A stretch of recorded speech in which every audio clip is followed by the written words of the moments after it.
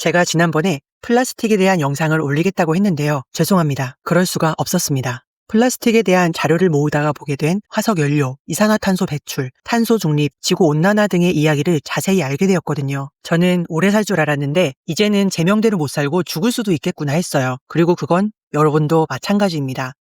실제로 여러 과학자들이 수년간 경고해온 이야기입니다. 이제 80억 인구 모두가 알아야만 하는 우리의 생존에 대한 이야기입니다.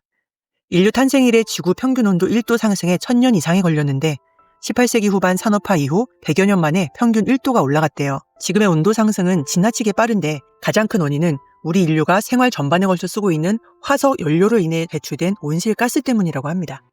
인류가 화석연료 사용을 극한으로 줄이지 않고 지금처럼 써나가면 우리는 점점 심해지는 지구온난화로 인한 여러 가지 이상현상을 겪으면서 상상도 해보지 못한 고통 속에서 100년 안에 괴멸해 갈 수도 있다고 과학자들은 이야기합니다.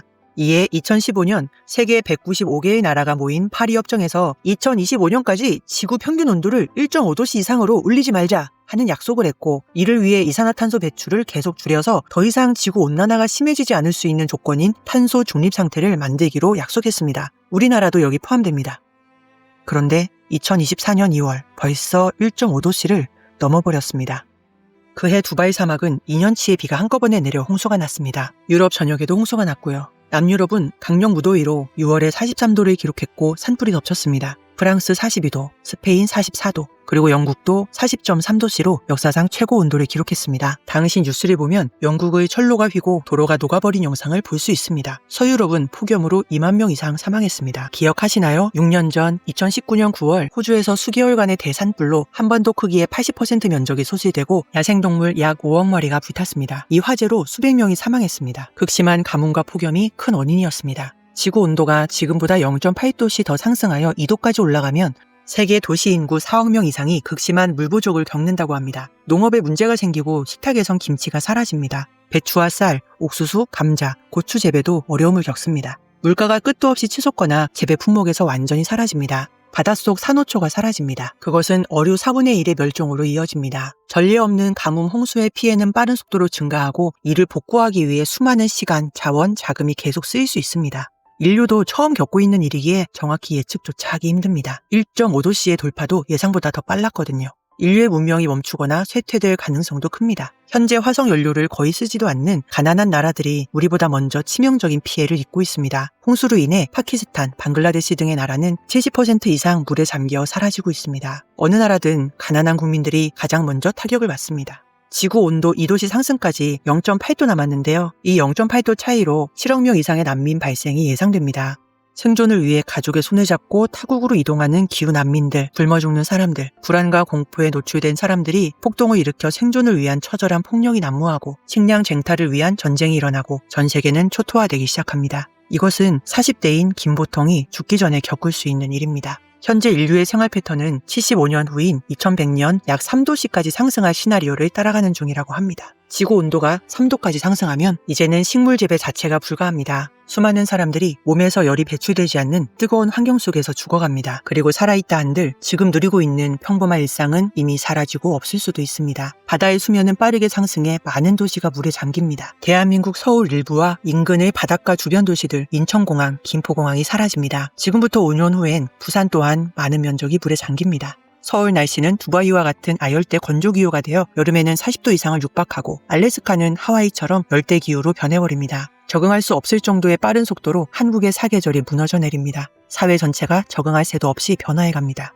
과학자분들은 지금의 시나리오대로 가면 6도 이상 오를 가능성도 있다고 합니다. 지금은 인간이 배출하는 온실가스를 숲과 바다 등의 생태계가 반 정도 흡수해준다고 합니다. 그러나 온난화가 계속 진행되면 생태계의 흡수 능력은 떨어질 수밖에 없습니다. 지금 오랫동안 북극에서 얼어있던 영구 동토층이 녹고 있습니다. 그러면서 그 안에 있던 이산화탄소, 메탄가스가 방출되고 온난화는 가속화되어 또 다른 영구 동토층을 녹입니다. 이러한 시한폭탄 같은 악순환은 계속 반복됩니다. 그 안에 메탄 하이드레이트가 방출된다면 오존층까지 파괴되면서 이제 최악의 미래를 향해 갑니다. 현재 우리는 정확히 6도씨 상승 시나리오대로 가고 있는 중이고 이것이 지속되면 사람을 포함한 대부분의 생명체는 멸종할 수도 있습니다. 지금까지 이야기한 것들은 나의 자녀와 조카들이 겪을 수 있고 우리가 손주들에게 선물할 미래의 모습이 될 수도 있습니다.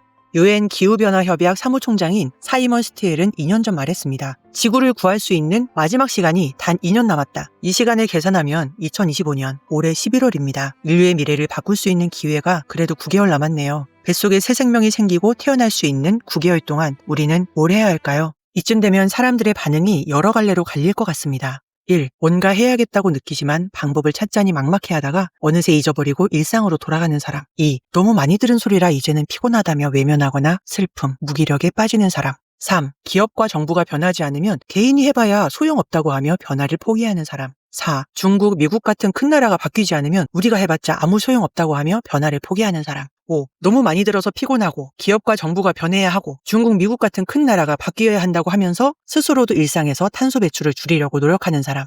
6. 남들이 뭐라 하든 이 문제를 해결하기 위해 인류가 생존할 수 있는 여러 시도들을 지속하고 계속 사람들에게도 알리고 있는 사람.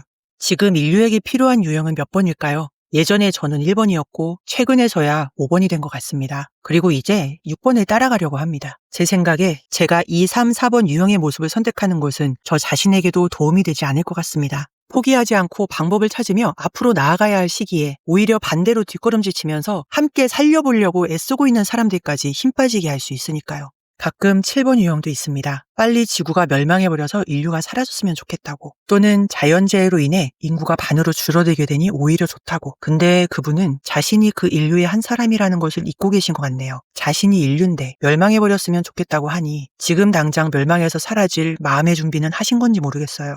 따순 밥 먹고 헛소리하지 말어. 저는 그런 식의 멸망을 원치 않습니다. 그래서 다른 사람, 다른 나라의 변화를 묻기 전에 저 자신한테 먼저 물어봤습니다. 지금까지 마음껏 숨쉬고 마음껏 마시고 맛있게 먹으면서 이것저것 누리고 있는 지구 위에서 이제 어떤 마음으로 어떤 행동을 하면서 살아갈 것인지요. 저는 제 방구석과 사무실에서부터 화석연료 사용을 줄여나가려고 노력 중입니다. 그리고 물건이나 서비스를 이용할 때도 화석연료를 사용하는 기업의 물건보다 재생에너지, 대체에너지를 쓰는 기업의 물건들을 찾아 제 생활 패턴을 하나씩 바꾸려고요. 소비자들이 찾지 않는 제품은 결국 기업이 생산하지 않으니까요. 그렇게 한다고 세상이 바뀌냐고요? 세상이 바뀌려면 내 안의 세상부터 바뀌어야죠. 80억 인구의 단체 조별과제에 좀 더 성실히 임해보려고요. 그리고 이 영상을 보고 계신 당신께서도 함께 해주시면 더 기쁠 것 같습니다. 공생의 기술의 단락을 인용하며 영상을 마치겠습니다. 이 세상에 소비자의 선택에서 자유로운 비즈니스는 없다. 모든 사업체는 소비자의 선택에 따라 새로운 상품을 개발하거나 기존의 상품을 바꾸거나 생산량을 조절하거나 단종한다. 소비자들이 더 의식적이고 조직적으로 선택의 힘을 발휘한다면 사업체나 조직은 물론이고 국가와 세계 전체까지 변화시킬 수 있다. 한 사람의 선택은 힘이 약해 보일 수 있다. 그러나 우리 개개인이 서로 소통하고 연결할 수 있는 능력이 점점 커짐으로써 이제는 각 개인들의 선택이 매우 중요한 의미를 갖게 되었다. 우리는 모두 이러한 개인적인 선택을 통해 지구 경영에 참여할 수 있고 이미 그렇게 하고 있다. 감사합니다. 또 뵐게요.